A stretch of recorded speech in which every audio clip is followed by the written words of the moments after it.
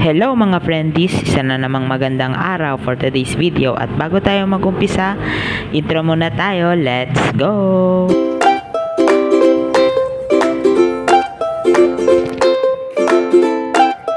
You know the song, Christina.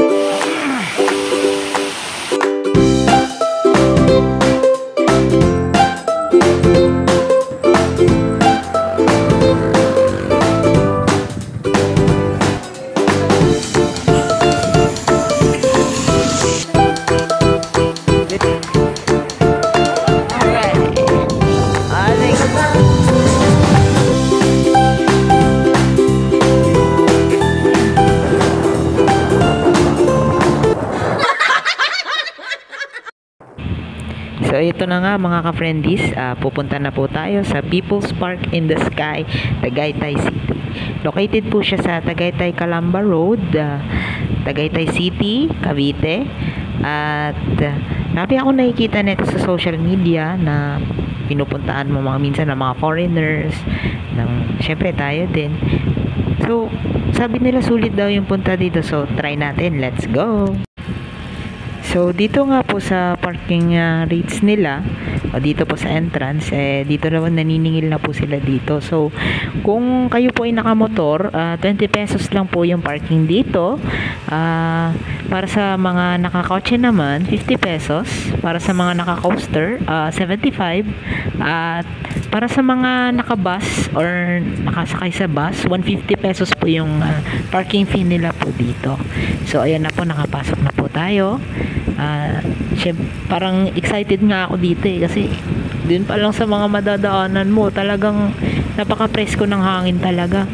Kasi nasa mataas na part na siya so ayan, habang nagbabiyahe po ako yun, patingin ako ng patingin dun sa mga tingin ako ng tingin sa mga puno, sa mga nakaka-relax din talaga kasi galing din ako sa work ng time na to so ayan po, naghahanap po ako ng pwesto dito kay Timmy. Ayun po tinuturo sa akin ng babae na nagtitinda dito ng pastillas.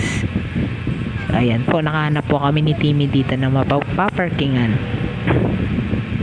Okay.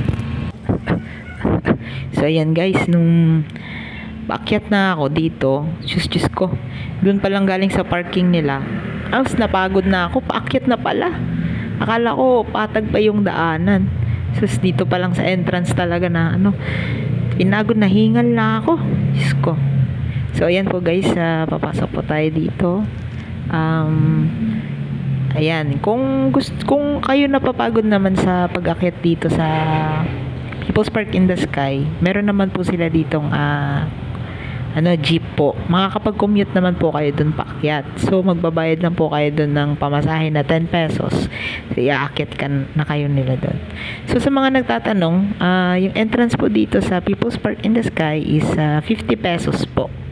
So, 50 pesos mo, sulit na kasi napakaganda ng lugar talaga. Hindi talaga sayang yung 50 pesos nyo sa dito pag-akyat. Yun nga lang, nakakapagod kasi pataas kayo, paakyat kayo. Yun talaga, kung gusto mo talaga ng makakita ng magandang view, talagang aakitin mo talaga to.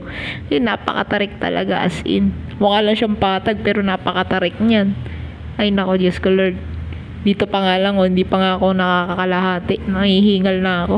Ay nako. So ito guys, nangangalahati na po ako dito. And, ayan po, paakyat na po tayo talaga doon mismo. So, nagulat ako nung akala ko, hanggang dito lang. So, meron pa pala doon sa kabila. May paakyat din pala doon. Grabe, dito pa nga lang sa kalagitnaan, hinihingal na ako. Grabe yung hingal ko talaga dito. So, ito nga guys, napakaganda talaga. Dito pa lang dito pa lang sa daanan nila. Napakaganda na talaga. Yan, talaga sulit yung 50 pesos pa sa pag-gala dito. Ayan, makikita nyo po, napakarami pong tao. Marami pala pumupunta dito. Tanong nga ako dito sa nila sa gwardiya nila, marami daw tao dito araw-araw. Meron talagang pupunta araw-araw dito. So, sabi daw nila, sulit daw kasi yung punta dito talaga. Wala talaga yung pagod mo sa biyahe kahit na napakahaba ng biyahe. Kung galing ka man sa Metro Manila talagang sulit na sulit talaga. Nakakawala ng pagod sa biyahe. So ayan guys, makikita nyo po yung Tagaytay City na sign. Yun, napakaganda nga. Yun, nakakasilaw nga lang yung araw. Grabe, nahingal talaga ako. Nakakapagod. So nga, andito na po tayo sa pinakatuktok na part. Hindi pa naman to yung pinakamatuktok meron po doon, may maakitan pa naman at makikita nyo din doon yung Taal Volcano. Yan po, makikita ko po yung nadaanan ko kanina. Ayun yung po yung Taal Lake. Yan, napakaganda talaga ng view. So, sobrang sulit ng 50 pesos mo dito.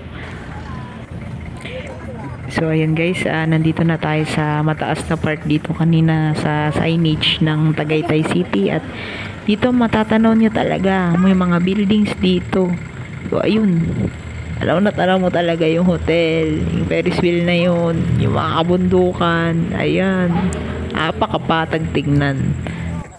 Ayan mga ka-friendies, pumunta na rin ako dito sa souvenir shops nila. So ayan, dito po marami po kayong mapagpipilian dito na mga souvenirs, mga mareregalo nyo po sa mga loved ones nyo, mga kaibigan nyo, o kung sino man pwede nyong gusto nyong regaluhan.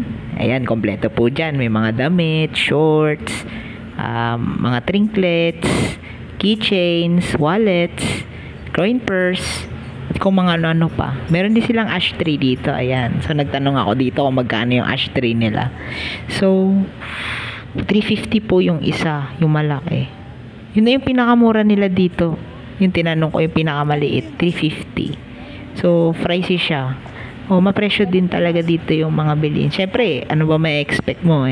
Talagang pricey talaga yan kapag mga magagandang lugar or mga souvenir shops. Talagang pricey talaga yan. So, sulit pa rin kasi siyempre, napuntahan mo yung lugar, tapos kailangan mo ng siyempre yung mga souvenirs bilang alaala sa napuntahan yung lugar. So ayan po, akala ko nga po maliit lang yung souvenir shops nila. Napakarami palang tindahan dito. Pagpasok ko, Diyos ko, napakalaki pala nito. So ayan po, marami po kayong mapagpipilian dyan. Meron din sila mga paayong din dito. So, ayan, mga tindera po. Dadaan naman natin yung tindera. Yan si Kuya. So ayan, kompleto po sila dito. Kung nagugutom man kayo, meron din silang tindang pagkain dito sa labas. Ayan. Kaso nga lang yung mga tinitinda nila dito, mga soft drinks lang, tsaka mga pang merienda. So, marerecommend ko lang talaga is magbaon na lang talaga kayo kung may gusto kayong kainin o habang kayong nagsa-sightseeing kayo dito. So, ayun. Ayan, mga wallet po. At saka yung mga nila dito, yung mga pagkain nila dito, kung may budget naman kayo, bili kayo. Kasi medyo pricey din kasi syempre, matik yan. Yung mga foreigner din kasi dito pumupunta So yan. Nabili na rin kasi akong souvenir dito. Yung binili ko is parang maliit na keychain na may Tagaytay na sign. Ayan po. Diyan po kayo makakabili ng pagkain. May pagkain din kasi dyan na tinda. So, ayan mga friendies, bago po tayo umuwi, mag-picture taking muna tayo bago tayo umalis. Let's go!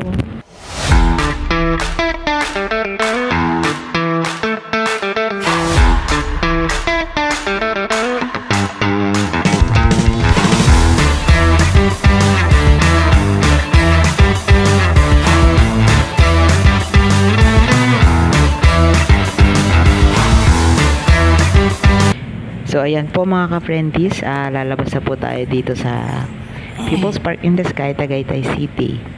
At kung nagustuhan nyo po yung video ko, paki-like po at paki-share. At sana po masuportahan nyo po ako sa susunod kong mga videos, mga vlogs. Dito lang po yon sa Berting's Adventures. Thank you!